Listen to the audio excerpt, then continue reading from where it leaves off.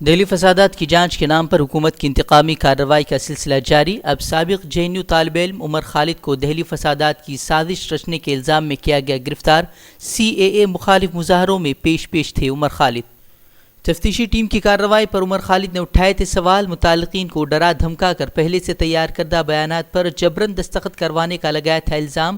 Delhi police commissioner کو خط لکھ کر غیر جانبدارانہ تحقیقات کا کیا تھا مطالبہ۔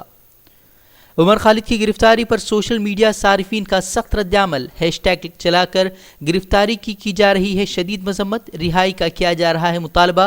دہلی فسادات کو بے گناہوں پر ظلم ڈھانے کا ہتھیار بنانے کا صارفین دہلی پولیس پر لگا رہے ہیں الزام۔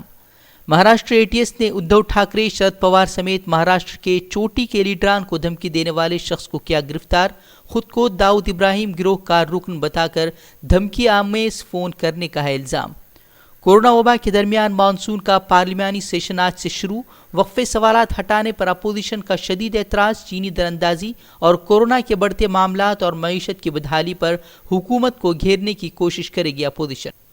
مانسون اجلاس سے قبل PM مودی کا خطاب، بولے کورونا اور فرائض کے درمیان تمام اراکین پارلیمنٹ نے فرض کے راستے کا کیا انتخاب، کہا پورا ملک سرحد پر ڈٹے فوجی جوانوں کے ساتھ۔ کورونا بھی ہے، کرتویہ بھی ہے، اور ابھی سانسدوں نے کرتویہ کا راستہ چنا ہے۔ آج جب ہماری سینا کے ویر جوان سیما پر ڈٹے ہوئے ہیں، صدن کے سبھی سدسیہ ایک سور سے وہ سندیش دیں گے، سینا کے جوانوں کے پیچھے دیش کھڑا ہے، سانسد اور سانسد سدسیوں کے مادھیم سے کھڑا ہے۔ سوامی اگنیویش کی موت پر سابق CBI ڈائریکٹر ناگیشور راؤ کے ٹویٹ کو ٹویٹر نے ہٹایا۔ موت کے بعد انہیں ہندو مخالف قرار دیتے ہوئے کیا تھا ٹویٹ۔ ہندوستان کے خلاف چین کی ایک اور بڑی سازش بے نقاب۔ اب چین پر ہندوستان کے وزیر اعظم مودی سمیت اہم سیاستدانوں اور افسران کی جاسوسی کرنے کا لگا الزام۔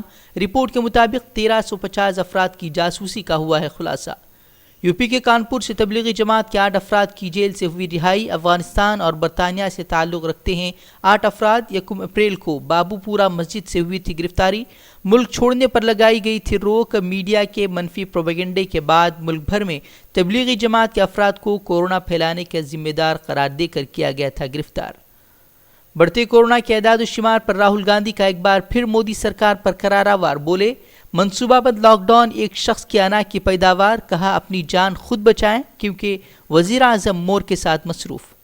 چین امریکہ کے مابین لفظی جنگ جاری، چین نے امریکہ کو عالمی امن کے لیے قرار دیا خطرہ، کہا امریکہ کی جارحیت سے مشرق وسطیٰ میں 8 لاکھ سے زائد افراد ہوئے ہیں ہلاک۔